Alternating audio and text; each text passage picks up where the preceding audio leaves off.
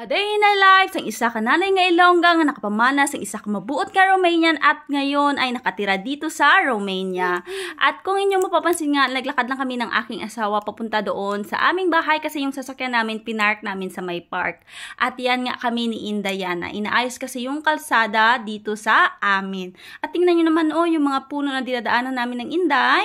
Nagaumpisa na sila lagas ng ilang mga dahon kay tungo diba autumn na diri sa amon. At ito yung sinasabi ko sa inyo na kalsada yung Manog Ayos is doon na sa may kalagitnaan ng kalsada. So malapit na talaga sa amin.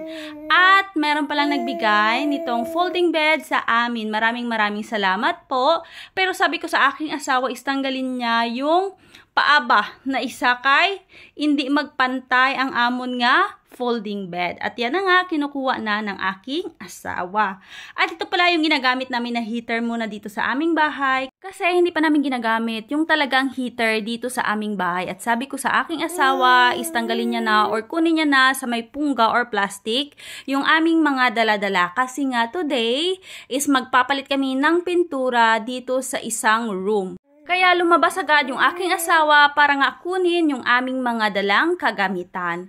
Pero bago yan, of course, is tatanggalin muna ng aking asawa yung napakadaming mga langsang or mga nails dito sa may dingding. Kasi nga naglagay ang dating may-ari ng super dami talaga na mga langsang ba. Tapos yung color, di ba kita nyo? Grabe na gid siya ka-faded. So kinahanglan na gid namon siya nga islan. Tapos ito, tinatanggal din ng aking asawa kasi baka malagyan siya ng color. Di ko alam kung ano yung pangalan niyan. Basta, ginatabon ba siya dyan? Di ko alam. Nakalimutan ko. Basta, yun. Tapos ito na nga, nag-umpisa na ako maglagay ng color dito sa may balde. Yung balde na yan is binili ko pa talaga kasi yung dating ginamit ko sa pagpintura is tinapon na ng aking asawa. Mabuti na nga lang is meron kaming remaining na paint na galing sa aming apartment. So ito yung gagamitin ko dito sa aming bahay. And the problem again is akala ko merong dalang gloves yung aking asawa. Wala pala siyang dalang gloves. Tapos yung ginapa-rolling ba?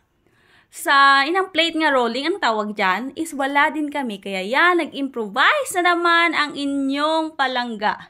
Yung ginawa ko dyan is gumamit ako ng takip ng pintura. Para lang na makapag-paint ako ba, makapag-umpisa. Kasi nga malayo-layo yung center na bibilihan namin ng plate talaga na pang rolling. So sabi ko sa aking asawa is ito na lang yung gagamitin para nga makapag-umpisa na kami. Yung nagbabantay pala ng aming Inday is yung aking asawa. Alam nyo naman na kaming mag-asawa is nagsasalitan lang sa pagbabantay nitong aming napakagandang anak. At dahil nga tapos na ako sa pagpintura, kaya kinuha ko na yung Inday sa kanyang tatay at yung aking asawa naman yung nag-assemble ng shoe rack na nabili namin sa Temo. Yes. Nasa low price kasi siya, kaya napa-order na naman yung aking asawa. Bali, 10 layers na siya. Uuwi na kami, pero alas 5:30 pa lang. Kita nyo, di ba? Ang dilim na. Tapos yung sasakyan nga namin nang doon sa may kabilang ibayo kasi nag-aayos sila ng daan. And tapos na yung daan dito. Ipakita ko sa inyo. Tingnan nyo, di ba? Pantay na. Yan. Pagbalik namin dito, is pwede na kami makapark kasi may work tomorrow yung aking asawa.